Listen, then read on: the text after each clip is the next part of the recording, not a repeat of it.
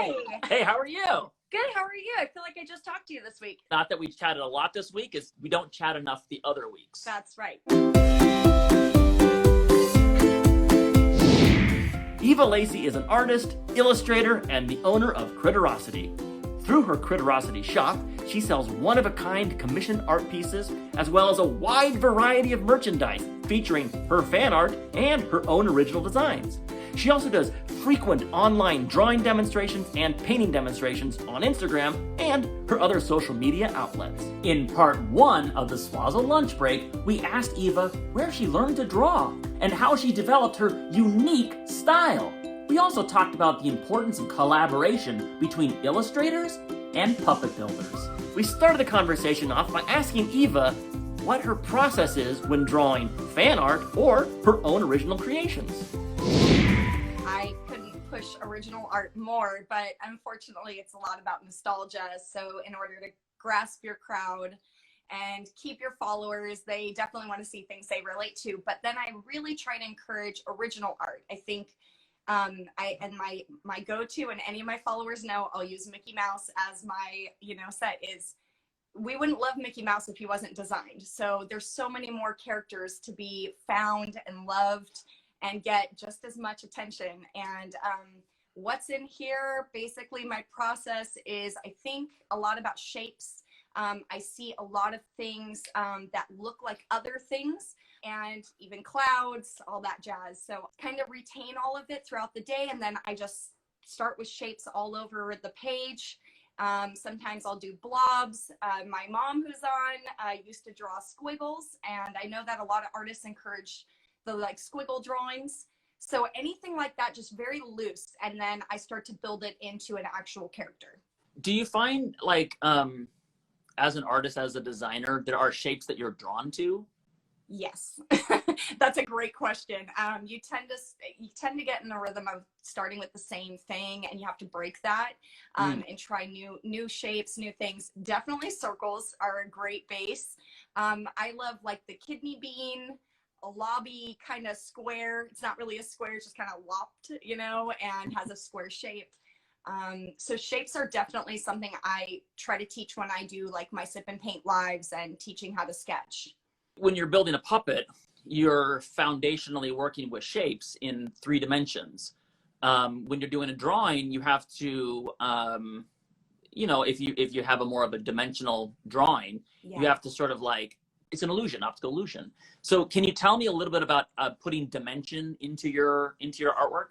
I love that you talk about that, because sculptors have to learn how to take a 2D kind of object and turn it 3D, and you guys definitely do that with puppets. So it fascinates me how you can do that, and something I'm very jealous of, and trying to cut out time to make my own puppets. Basically, learning all of your spheres, how to make things look like their 3D aspect, and it's learning a lot of curving and turning those shapes from flat to 3D. So it's something I still struggle with to this day, because again, I'm self-taught. So everything I learn has just been watching other artists kind of through animation tutorials, things like that. I'm actually doing something that's kind of along those lines that I can't talk about right now. But once that comes out, I can definitely talk more about the process. When that thing comes out, it's very soon. I'm very excited. But it was exactly that. And I had to teach myself how to make it 3D. If you take this and you make it 3D, how does that work? So plushies, character turnarounds, those are all very important things to learn. And I feel like I'm really late to the game, but I'm trying my best to learn how to do a front, a profile, a back. You mentioned a couple times that you're self-taught. So did you study illustration or art in school? No? What did... I grew up, a lot of, again, my followers know this, but I grew up on a farm in the middle of Northern California. Whereabouts? Kind of, everyone knows Napa. It's the closest thing I can say, but Lake County. And in the early 80s to mid 90s, I mean, I was really alone. I had a few friends that liked to cartoon with me. In 5th grade, I had a teacher who I didn't really care for at the beginning, but she saw that I was pretty good at drawing. So she let me have an hour once a week to teach anybody that wanted to stay at the end of class. So I taught a lot there. And then I started selling my artwork and just like practicing, you know, just for candy and stuff. So, so then when I moved to LA when I was 18, I just decided not to go to college for art. But I did start at a very small school that's now no longer, but I met a lot of famous artists that have worked for Disney, and they would work with me on the side, but I basically worked the office in exchange for classes, and I only took one class because they worked me so much I couldn't even sit in the classes. So I'm an absorber. I love watching and then doing it myself. I don't want to sit in a chair and be told what to do.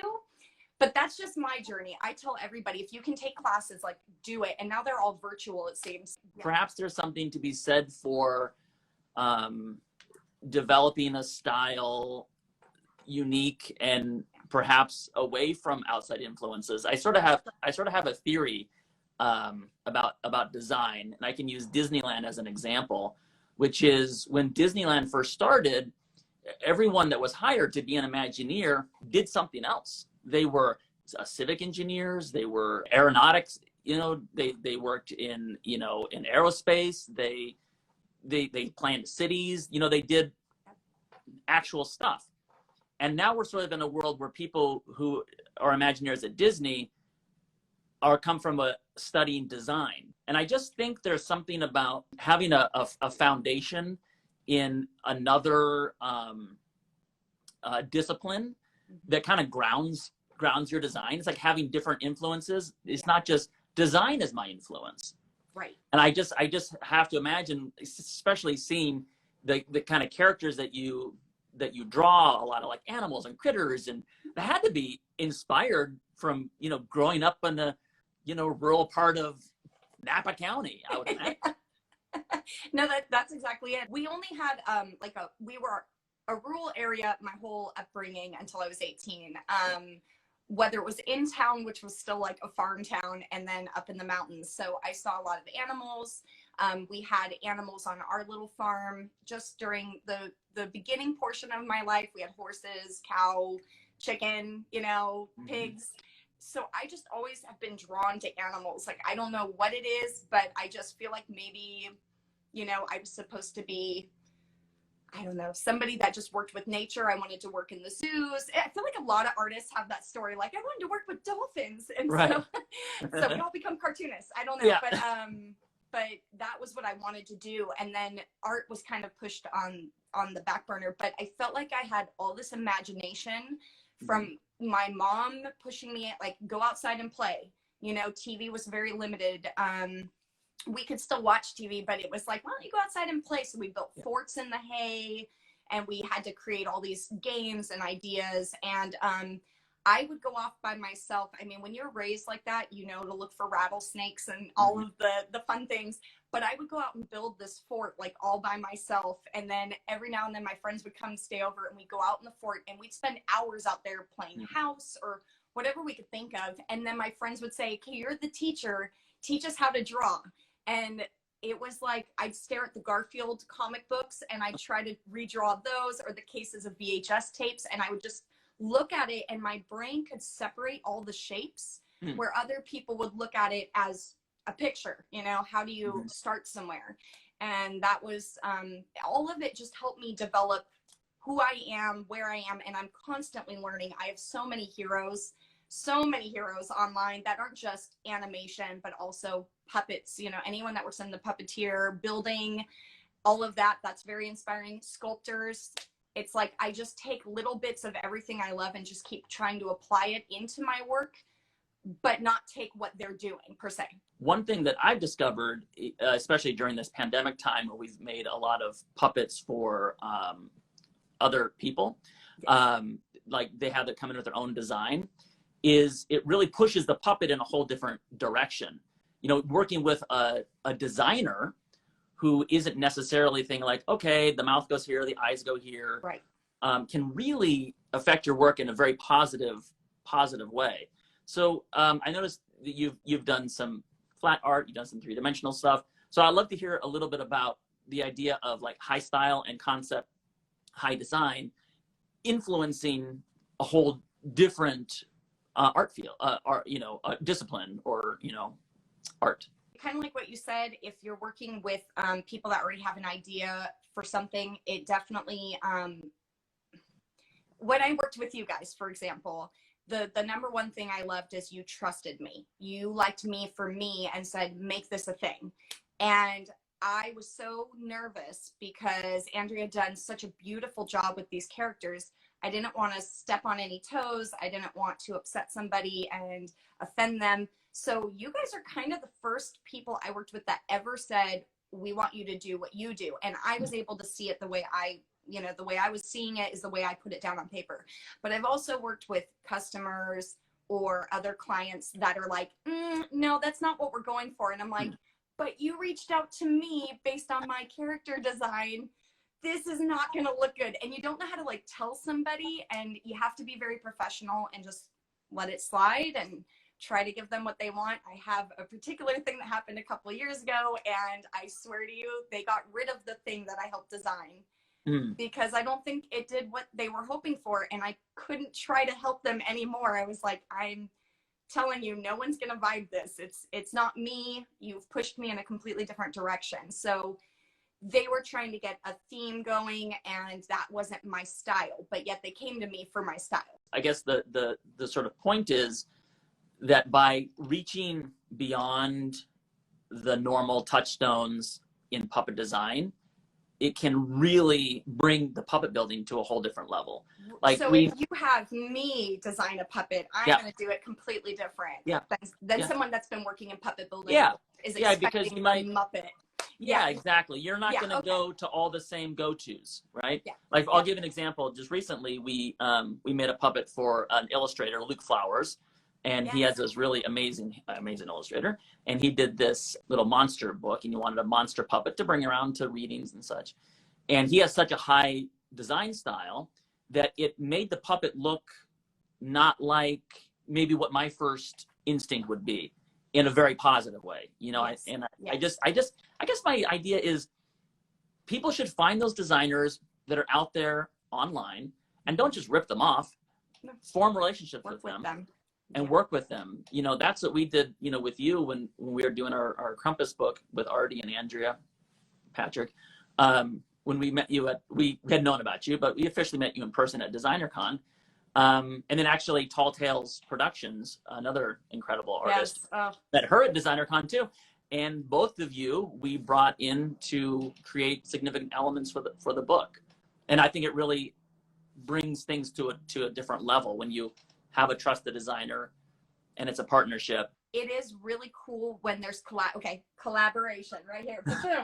My little character and occasional geek usually makes necklaces and fascinators like this. Yeah. And they were just staring at my character and they're like, we are in love with this. We don't know how this is going to work with our design, but we want to do this and we want to work together. And it was such a positive experience because everybody wanted the best for everybody. And I trusted them to do what they wanted with it. I said, hey, if you can just run it by me before it comes out, color scheme, things like that are me, then you do your part. And I'm telling you, it's one of my favorite things. They made it so you could hang it on a wall or wear it in your hair or wear it on a little bow band kind of deal.